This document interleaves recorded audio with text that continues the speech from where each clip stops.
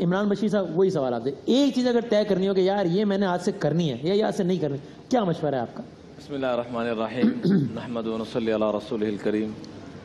وسیم بھائی، قرآن پاک میں اللہ جل جلالہ نے خود ہی اس کو متعین فرما دیا کہ لعلکم تتقون، روزے کا مقصد یہ ہے کہ تمہیں تقوی نصیب، متقی ہو جاؤ۔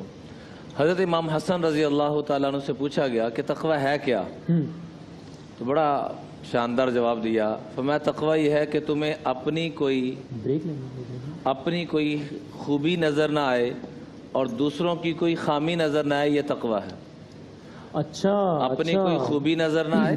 اس رمضان میں کم از کم ہم یہ نیت کر لیں کہ آج کے بعد سوال یہ بتا دیں، اگر اللہ نہ کرے اس کے الٹ معاملہ چل رہا ہو تو اس کو کیا کہتے ہیں؟ جہاں اپنی کوئی خامی نظر نہ آئے، دوسرے کی کوئی خوبی نظر نہ آئے۔ اسی لیے تو علامہ ابن حجر عسقلانی رحمۃ اللہ علیہ سے پوچھا گیا کہ آج ہم دعائیں مانگتے ہیں، ہماری دعائیں قبول نہیں ہوتی، حالانکہ اللہ قرآن پاک میں فرماتے ہیں ادعونی استجب لکم، جو دعا مانگو گے قبول کروں گا۔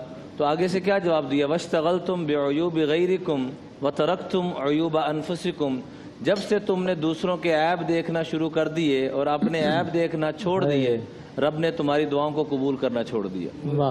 تو اس لیے بنیادی چیز یہ ہے کہ آج سے ہم یہ عزم کریں کہ میں نے اس ماہ مبارک میں بھی، جیسے حضرت یوسف علیہ السلام کے 11 بھائیوں کی حضرت یوسف کی برکت سے معافی بھی ہوئی اور انعامات سے نوازا بھی گیا، اس ماہ مبارک میں ہم نے اللہ سے اپنا نظام الاوقات ایسا بنانا ہے کہ بقیہ 11 مہینے میں بھی وہی نظام چلے۔ سبحان اللہ۔